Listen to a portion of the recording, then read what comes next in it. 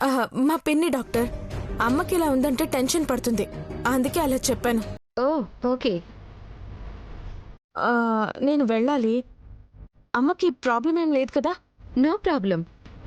మా వాళ్ళు కేర్ఫుల్గా చూసుకుంటారు. Okay doctor, thank you.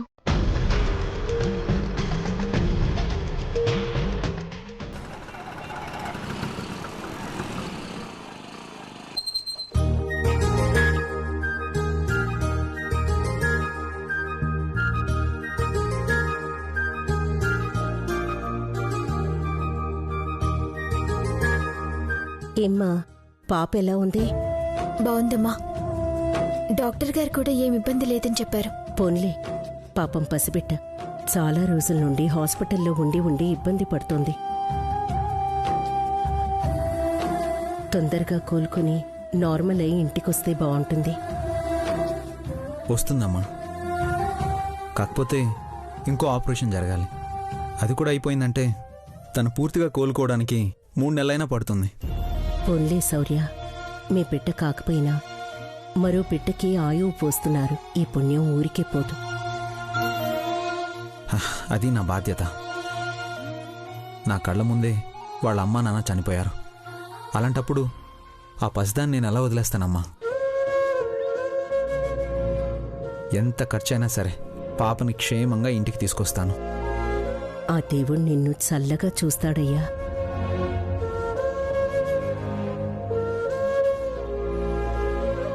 అమ్మా, కళావతి ఇంటికొచ్చిందా? లేదమ్మా, ఉదయం నుంచి కనిపించలేదు. బయటికి వెళ్ళినట్టుంది, ఇంకా రాలేదు. అవునా? ఏమ్మా, తన గురించి ఎందుకు అడుగుతున్నావు? అబే ఏం లేదమ్మా, రాగానే కనిపించేది కదా, ఇప్పుడు కనిపించలేదేంటా అని అడుగుతున్నాను. సర్లేమ్మా, ఉదయం ఎప్పుడో వెళ్ళారు. వెళ్ళి ఫ్రెష్ అయి భోంచేయండి. అలాగే అమ్మా.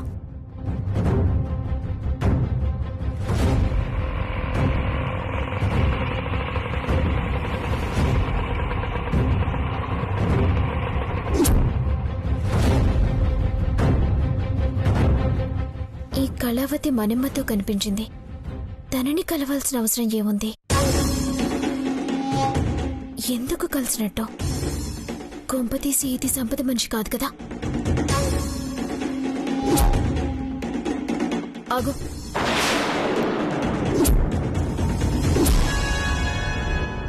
ఎక్కడికి వెళ్ళొస్తున్నావు? గుడికి. నువ్వు చెప్పేది అబద్ధమని నీ మాటే చెప్తుంది. హలో, ఏదో ఫేస్ రీడింగ్ తెలిసినట్టు నేను చెప్పేది అబద్ధం అంటావేంటి? నేను గుడికే వెళ్ళాను. చూడు, నువ్వు గుడికి వెళ్ళలేదు. వెళ్ళే టైం కూడా ఇది కాదు. డిపార్ట్మెంట్లో ఉంది కొద్ది కాలమైనా ఎదుటి వాళ్ళు చెప్పేది ఏది నిజం ఏది అబద్ధం అనేది అర్థం చేసుకునే తెలివితేటలైతే వచ్చాయి. అసలు నన్ను క్వశ్చన్ చేయడానికి నువ్వెవరు? పనుంది, బయటికి వెళ్ళాను. గుడికి వెళ్ళాలనిపించింది, వెళ్ళాను. నాకింకా కొన్ని డౌట్స్ ఉన్నాయి కళావతి, అందుకే నీతో ఎక్కువ ఆర్గ్యూ చేయట్లేదు. లేదంటే నేను మాట్లాడే విధానం కూడా ఇంకోలా ఉండేది. చూడు, నువ్వు కళావతివి, ఆఫీసు చిన్ననాటి స్నేహితురాలివి. ఈ ఇంట్లో వాళ్ళందరికీ బాగా తెలిసిన దానివని నేను అనుకుంటున్నాను.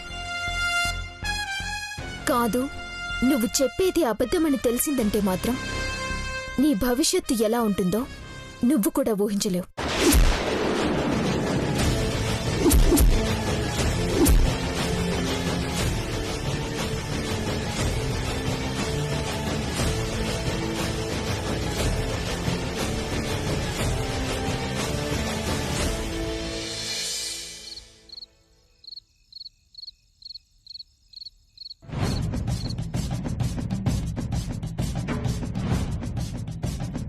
కాదు, నువ్వు చెప్పేది అబద్ధమని తెలిసిందంటే మాత్రం నీ భవిష్యత్తు ఎలా ఉంటుందో నువ్వు కూడా ఊహించలేవు.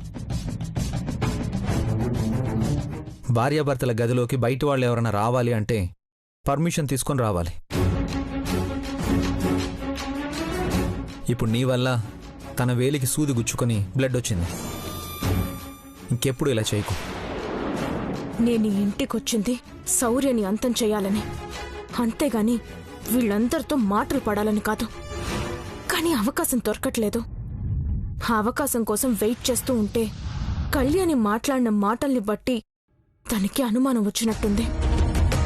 రానివ్వు, వస్తే నన్నేం చేస్తుంది? అది మొండిదైతే నేను జగమొండిని. వచ్చిన పనిని వదిలిపెడతానా? శౌర్య అంతూ చూడకుండా ఊరుకుంటానా?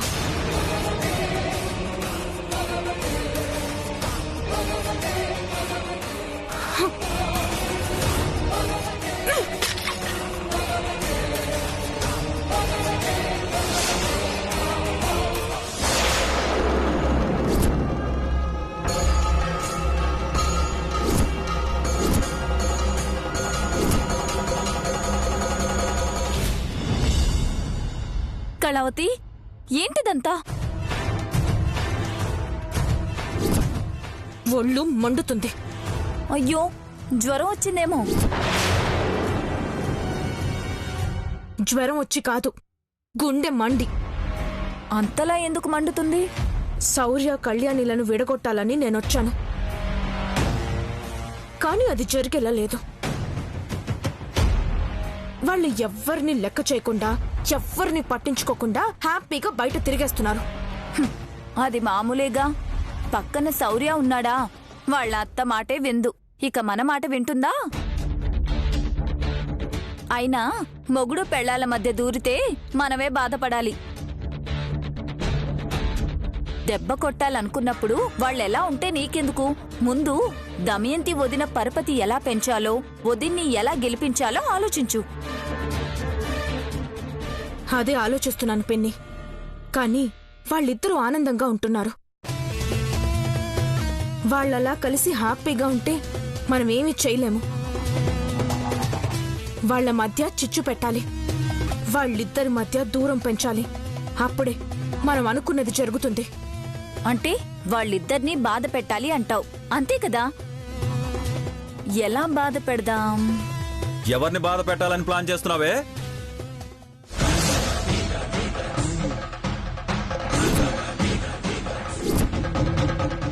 ఏం కళావతి, ఎవరి గురించి చెప్తుంది? అబే, ఏదో క్యాజువల్ గా మాట్లాడుతున్నాం బాబాయ్. చూడమ్మా, దీంతో చేరి నువ్వు కూడా అబద్ధాలు చెప్పకు. నువ్వు ఈ ఇంట్లో ఎవరితోనైనా స్నేహం చెయ్యి, కొద్దో గొప్ప మంచి నేర్చుకుంటావు. కాని దీంతోటి మా అక్కతోటి కలిసి తిరిగావా, గాల్లో ఎగిరే గాలిపటానికి దారం దిగిపోయినట్టే. అదేంటండి అంత మాట అంటారు? మరి అంత దుర్మార్గురాల్లా కనిపిస్తున్నానా? మరీ అంత అంటే ఎంతో కొంత నువ్వు ఒప్పుకున్నట్టేగా. అమ్మ పుట్టిల్లు మేనమామకు తెలీదా అని నీ మొగుణ్ణి, నీ గురించి నాకు తెలీదా?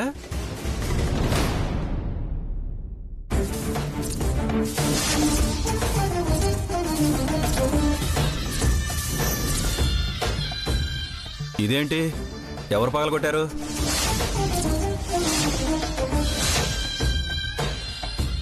నేను కాదు బాబాయ్, పిన్నే పగలగొట్టింది.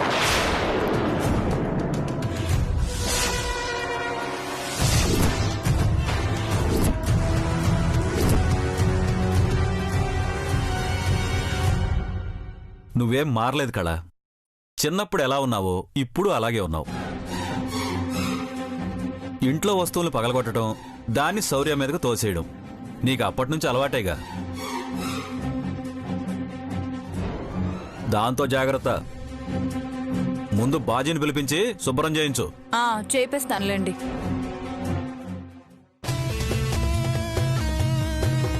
పాపం, నువ్వు కళ్ళవి కాదని తెలిస్తే మా ఆయన ఏమైపోతాడు? కాస్తలో తప్పించుకున్నాం.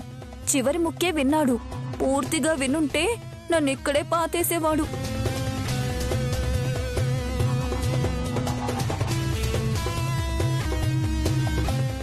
నేను మీకు సహాయం చేయడానికి కాదు, నా పగ తీర్చుకోవడానికి వచ్చానని తెలిస్తే నువ్వు ఆ దమయంతి ఇద్దరూ ఏమైపోతారో.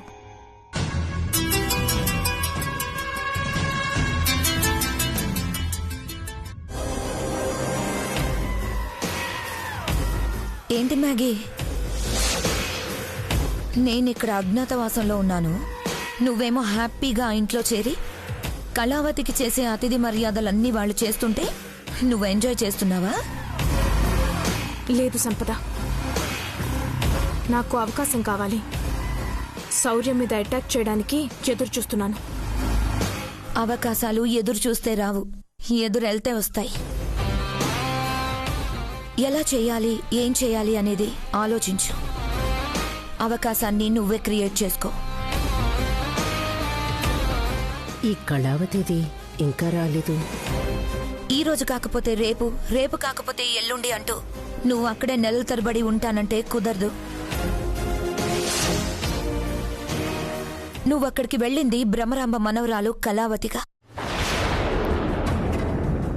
పొరపాటున భ్రమరాంబని, దాని మనవరాల్ని నేను కిడ్నాప్ చేశానన్న విషయం బయటికి తెలిసిందా,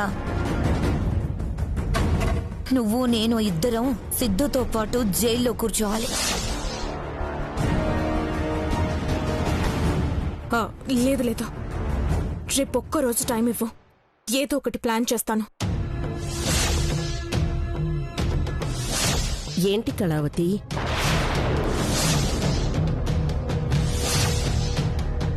ఏదో ప్లాన్ చేస్తా అంటున్నావు? ఏం ప్లాన్ చేస్తావు?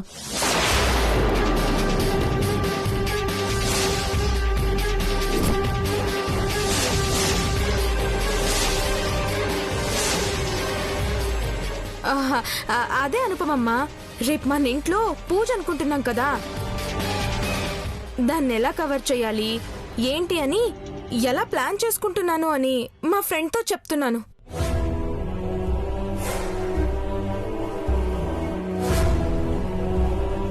సరే, భోంచేద్దుగానిరా. అలాగే అమ్మా.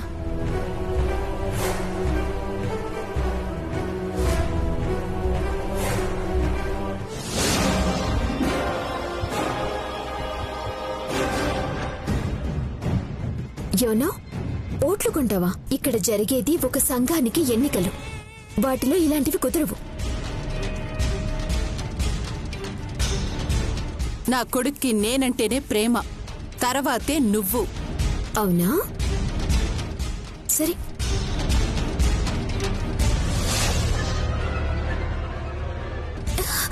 కాలు పనికినట్టుంది, చాలా నొప్పిగా ఉంది ఆఫీసర్.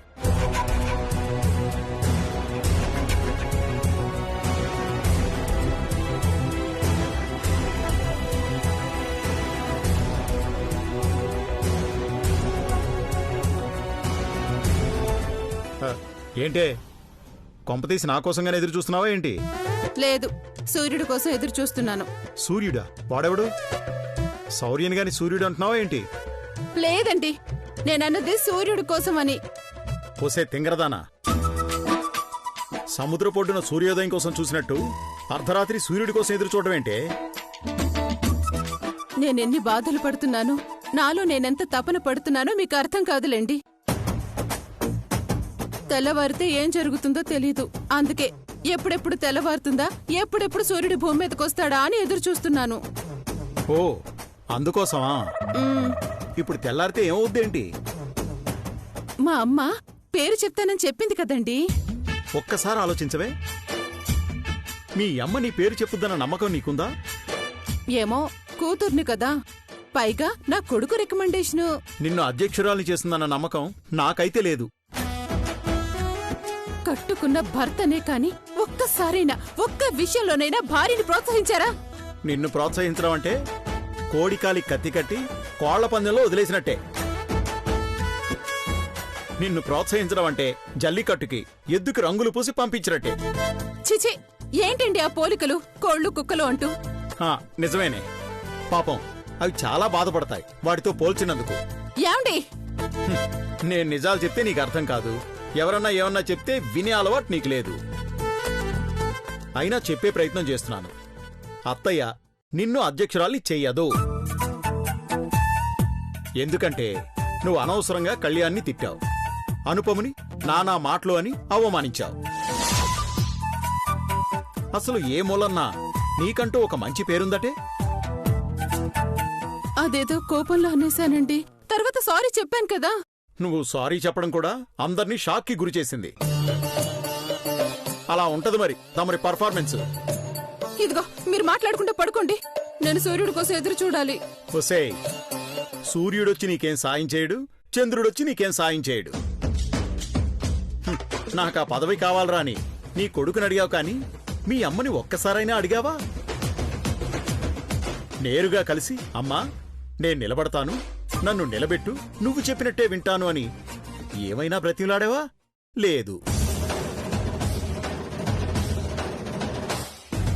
నిజమేనండి, దరిద్రపతి నాకు ఆ సలహా ఇవ్వనే లేదు. ఎవరు? ఎవరు లేరులేండి. అమ్మని అడగకుండా తప్పు చేశాను, ఇప్పుడే వెళ్ళి అడుగుతాను. వేళపాల ఏముండదా? అన్నం తిని పడుకున్నారు వాళ్ళు, ఇప్పుడు పోయి వాళ్ళని లేపుతావా? పొద్దునే వెళ్ళొచ్చు, పడుకో. పడుకోవడమా? కోడి కొత్త వినేదాకా ఈ కళ్ళు మూతపడవు. అప్పటిదాకా ఏం చేస్తావే? కోడి కూసే వేళకి మా అమ్మ ముందుండాలి, ఎందుకంటే మా అమ్మ కూడా అప్పుడే లేస్తుంది కదా. సరే, నేను చెప్పినా వినవు కదా, నీ ఇష్టం. ఆ కోడి కోసం సూర్యుడి కోసం ఎదురు చూస్తూ కూర్చో. నాకైతే నిద్ర వస్తోంది.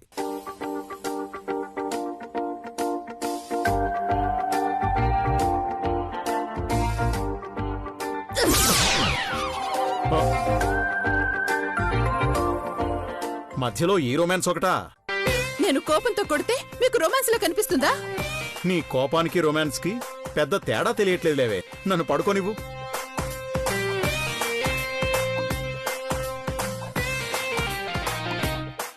ఛీ!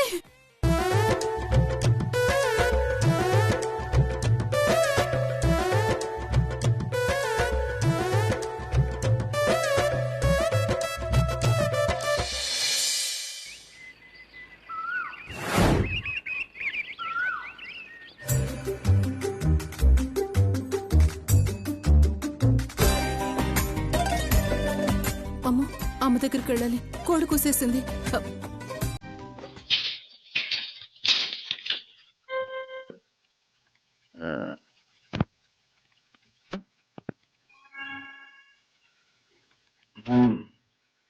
ఈ ప్రతిపాదకుని పాదన రచన ఉన్నతను మాకు చదువుతాను.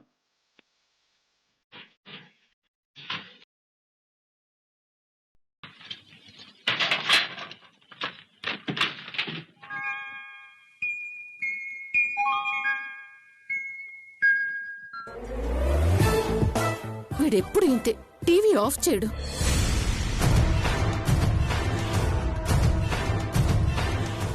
అమ్మో, ఇదేంటి ఇంత ఉదయాన్నే బయలుదేరింది? మా అమ్మని కాక పట్టడానికి నాకంటే ముందే వెళ్తుందన్నమాట. తనకంటే ముందు నేనుండాలి. అమ్మో!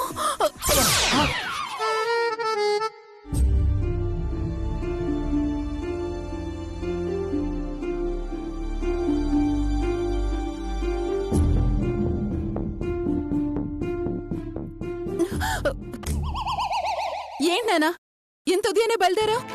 రోజూ చేసే పనే కదా, కాకపోతే నువ్వు ఉదయాన్నే నిద్రలేవు కాబట్టి నీకు తెలియదు. అలా నడిచొద్దామని వెళుతున్నాను. ఇంతకీ నువ్వెక్కడికి? అమ్మని కలుద్దామని. మీ అమ్మ ఇంకా నిద్రపోతుంది. పర్లేదు నాన్న, లేచేదాకా కూర్చుంటాను. నువ్వు వెళ్ళానా? జరుగు.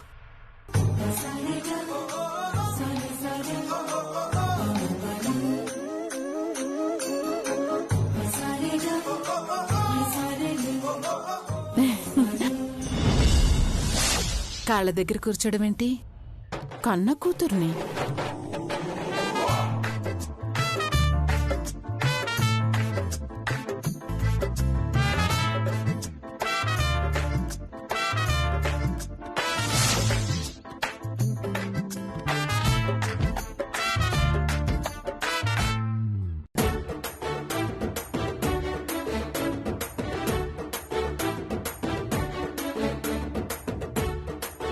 లేదు లేదు, మహాభారతంలో దుర్యోధనుడు కాళ్ళ దగ్గర కూర్చోకపోవడం వల్లే యుద్ధంలో ఓడిపోయాడు. అలాంటి పరిస్థితి నేను తెచ్చుకోను. మా అమ్మే కదా, కాసేపు కాళ్ళ దగ్గర కూర్చుంటే ఏమవుతుంది? అనుపమ, నువ్వెళ్ళారా? నేను అక్కడ కూర్చుంటాను. సరే, కూర్చో. వెళ్ళు.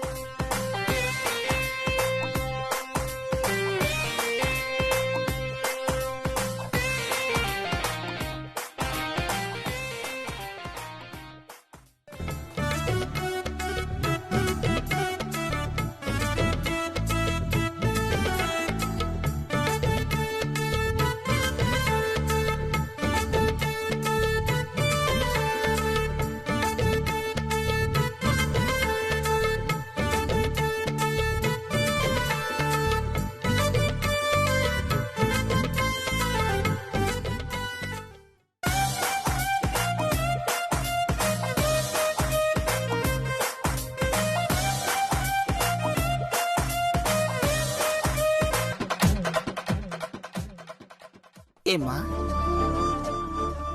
ఉదయాన్నే నీ ముఖం చూపించావు, ఇవాళంతా మంచి. అమ్మా ముందు నేనొచ్చాను, నన్ను చూసి కదా నువ్వు పలకరించాలి.